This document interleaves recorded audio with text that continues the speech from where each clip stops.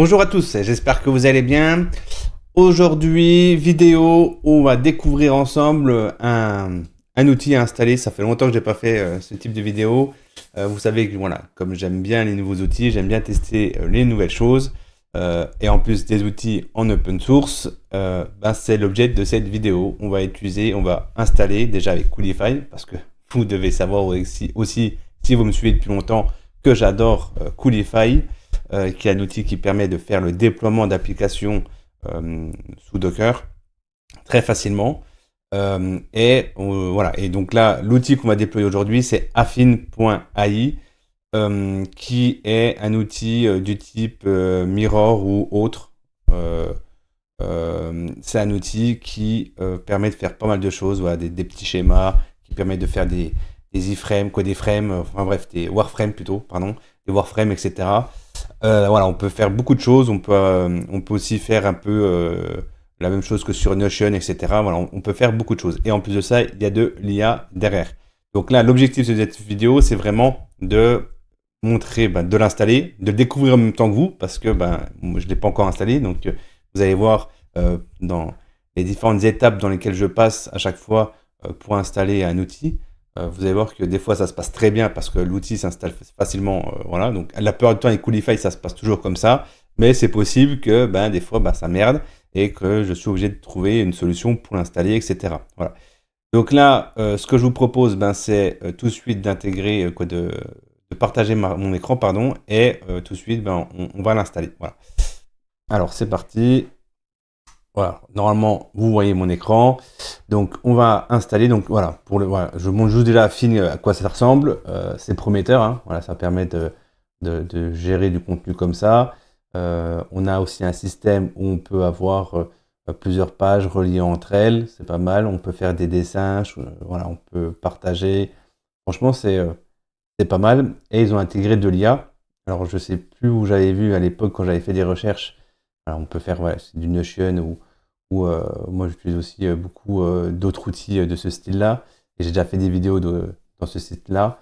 Mais ça me paraît, voilà, on peut faire des petits schémas, des trucs comme ça, c'est pas mal. Hein. On peut faire des plans. Il y a maintenant aussi de l'IA, à voir comment ça fonctionne ça. Mais c'est un outil qui est, à mon sens, très prometteur. Bien entendu, on le retrouve sur GitHub. Qu'est-ce que ça dit sur GitHub? Donc on a pas mal de stars, 44 000, c'est pas mal. Hein. Sur NUTN pour info, GitHub, ils en ont combien?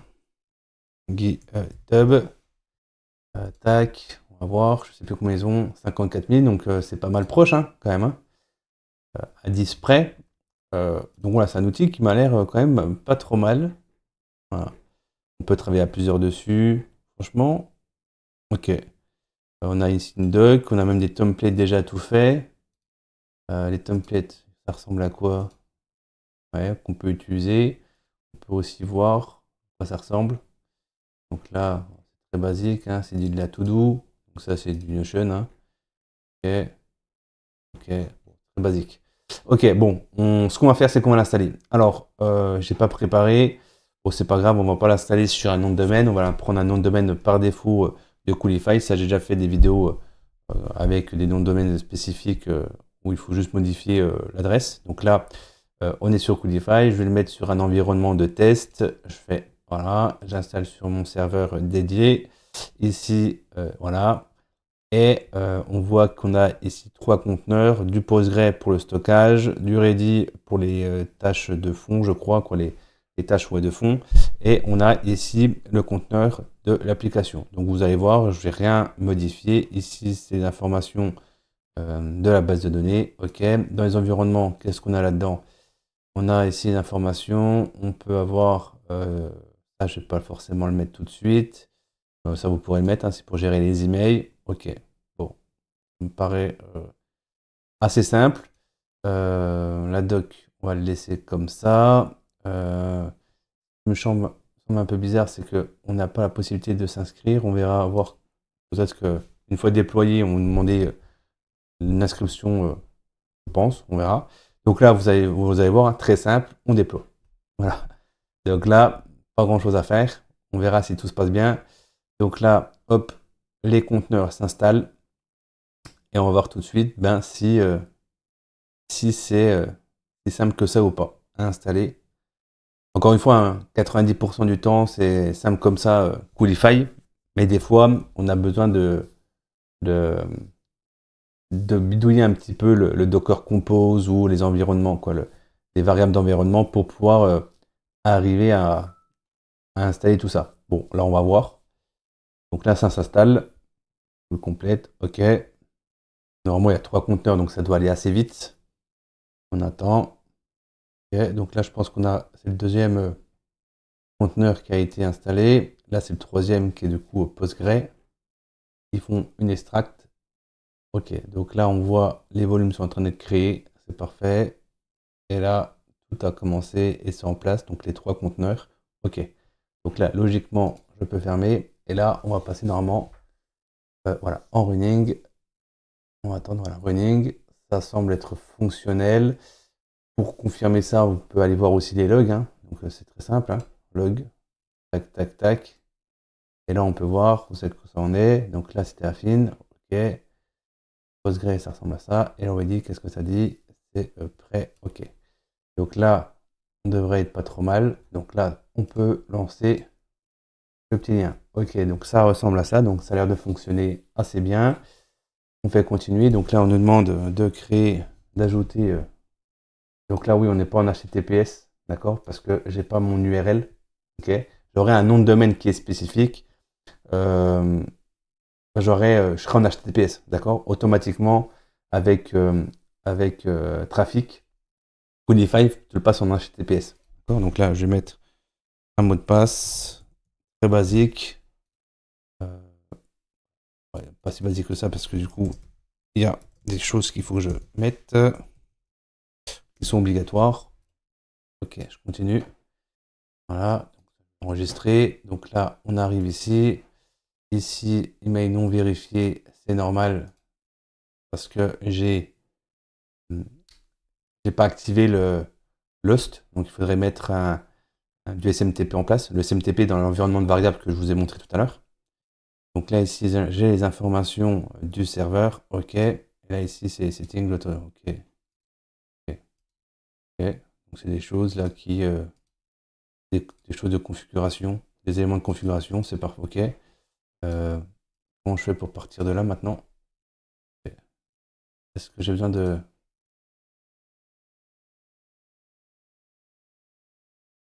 Easy Copilot? OK. Tac. Comment je fais après pour se connecter? Donc là, sur un admin, je vais voir si je peux me connecter là. OK. Donc là, j'étais dans la partie admin, donc c'est pour ça. Donc voilà, là j'arrive ici sur l'interface. Donc là, les données locales. OK. Donc on peut activer le cloud, mais je pense que ça, c'est quelque chose qui va être payant. Là, on m'a redirigé sur... non, je suis toujours sur l'interface. OK. OK. Parce que ça m'a fait. Et du coup, voilà, donc je suis... Ah ouais, j'ai plusieurs environnements. On peut créer plusieurs environnements. Mais déjà, l'interface, je trouve ça joli. Hein. Donc là, on est ici, on a les docs. Donc là, on a un premier document. Et ici, je pense qu'on peut zoomer dedans. OK. Si je demande à l'IA, fixe ça. Ouais, je pense que c'est normal ça parce que j'ai pas... on doit pouvoir, à mon avis, activer là-dedans. C'est bien, on a aussi une application. On doit pouvoir activer l'IA là-dedans. À voir comment l'activer, mais ça me semble déjà pas mal. Est-ce qu'on peut changer la langue? Donc là, je suis ici, on peut vérifier, OK. Là, j'ai un serveur, OK, cloud, que j'ai activé tout à l'heure. OK. Je peux créer un nouveau document. Donc c'est ça qui m'intéresse, moi, c'est comment créer des nouveaux documents. Donc imaginons, je fais un test, nouveau doc, tac. Comment ça fonctionne? Donc là, ici, donc là, c'est les infos du document. OK, donc là, à peu près partout pareil. Là, j'ai la possibilité d'ajouter du texte. OK. Là, je peux ajouter quoi? Des titres. OK. Ici, je peux demander à l'IA, mais c'est ça qui est intéressant. Mais l'IA, je voudrais savoir comment l'activer. Est-ce que, donc, puisque là, l'IA, c'est vraiment la partie prenante de cet outil-là. Donc là, on peut les filtrer par tag, par date. OK. Là, c'est le sommaire. Mode présentation. Ok, donc là, ça se présente. On présente comme ça. Ok, je peux enregistrer. Ok. Ok. Donc là, je structure ma page. Non, là, je suis pas dans le doc. J'ai des formes. Ajouter des éléments comme ça. C'est pas mal, hein? Minmap. Ok. Je peux quoi ajouter quoi? C'est quoi ça? C'est des flèches. Ok. Là, si je retourne dans le document, donc là, en gros, je crée des documents. Je peux créer des documents. D'accord? Donc, je crée des docs. Et après, j'ai la possibilité ici de switcher entre soit le doc, soit une vue un peu différente. Et j'ai quelque chose qui ressemble à ça. Et je pense que après, je peux me balader dedans. C'est-à-dire que j'ai ici euh, en train d'essayer de comprendre comment ça fonctionne. C'est pas facile parce qu'il y a pas mal comment ça s'appelle, de fonctionnalités. Donc déjà, là, on peut mettre en français euh, ou pas. Alors, ah, si. Je veux dire, il y a toutes les langues sauf la France, sauf français. Ça me paraît bizarre. Ok. Là, ça y est, on est passé en français. Ici, là, on a la possibilité d'avoir des plugins. Ok. Bon, par contre, ce qui m'intéresserait, c'est quand même de. Donc là, on peut, ouais, c'est vraiment ça. Votre environnement qui est là, on peut le, le synchroniser avec l'Affine qui est payant. Donc, pourquoi pas. Euh, Par contre, moi, je voudrais vraiment savoir comment on fait pour intégrer l'IA là-dedans. Parce que c'est ça qui est intéressant, hein, c'est de pouvoir, comment ça s'appelle, intégrer de l'IA. Là, on peut voir, ok, ok. Comment on fait pour retourner dans la partie admin, paramètres du compte. Plein de fois. Tout à l'heure, j'étais dans admin. Je voudrais bien y retourner pour voir. Il n'y a pas des choses. C'est quoi? C'était. Non. Ça y est, retourner plus là pour voir. Je pense que là, ça va me renvoyer sur l'interface. Ouais. Et, ok. Ici, on crée des interfaces. On crée des. Je me déconnecte. Connecter avec une adresse mail. La version. Ok. Si je fais ça, je retourne là. Là, se connecter. Ok. Là. Par contre, comment je fais pour retourner dans l'admin? Ça, c'est une très bonne question. Avoir des collections organisées par dossier. Ok, là on peut avoir des dossiers. Dans les dossiers, on peut rajouter quoi? Jusque là-haut. Ok. Bien, donc ça ouvre le sommaire. Ici, on peut créer des mappings. Donc là. Par contre, ouais, c'est l'IA. Comment fonctionne l'IA là-dedans? Tiens, je vais aller voir la doc. Je vais aller voir la doc. Je l'ai ouvert tout à l'heure la doc. Il me semble. Ressources. Doc. Doc. Self-hosting. Ça qui m'intéresse. Donc là, ici, on a les différents éléments. Ok, mais ça, on l'a déjà fait, mais ok. Moi, je voudrais bien savoir si l'IA est présent dans la version self-hosting. Bon, ben, j'aurai pas l'information. Parce que faudra que je teste. Faudra que je teste pour voir comment ça fonctionne. Ok, donc la data persistance, ok. Ça c'est cool. D'un côté, heureusement. FAQ, ça c'est normal. Il n'y a pas beaucoup d'informations dans la doc, hein. Je pense que c'est un outil qui est, du coup, peut être prometteur, qui peut être pas mal, avec de l'IA intégré. Alors j'ai d'autres outils avec de l'IA intégré, hein. Voilà, donc là, j'ai cet outil-là, puis je ferai une autre vidéo avec un autre outil. Peut-être que ça sera mieux, on va dire mieux que ça, parce que là, je reste un petit peu sur ma faim. Je reste un petit peu sur ma faim, parce que ben, je trouve pas forcément, on va dire, il est où déjà? Tac, tac, voilà, il est là. Donc ça permet d'organiser, de créer du contenu, de faire un peu, il y a des choses un petit peu différentes. Euh, ok, il faut creuser un peu plus, mais je reste un petit peu sur ma faim. On peut ajouter des iframes. Ouais, ouais, c'est cool, c'est bien. J'aurais bien voulu génère-moi une image. Mais du coup, je pense que ça c'est normal, hein, parce que j'ai pas intégré de chat, donc c'est normal. Et comme je suis sur une version, sur une version, comme ça s'appelle, en ligne, que j'ai hébergé moi-même, si tu mets pas de clé, c'est-à-dire qu'on utiliserait la clé d'Affine. Ça me paraît bizarre qu'en open source, ben, on utilise leur clé à eux. Donc à un moment donné, il va falloir ajouter ces clés. Et c'est dommage parce que je vois pas où ajouter ces clés. Ou alors je suis passé à côté, hein. Ça c'est la partie éditeur, connecteur, ok. Ok, je pense que c'est un peu trop récent. IA,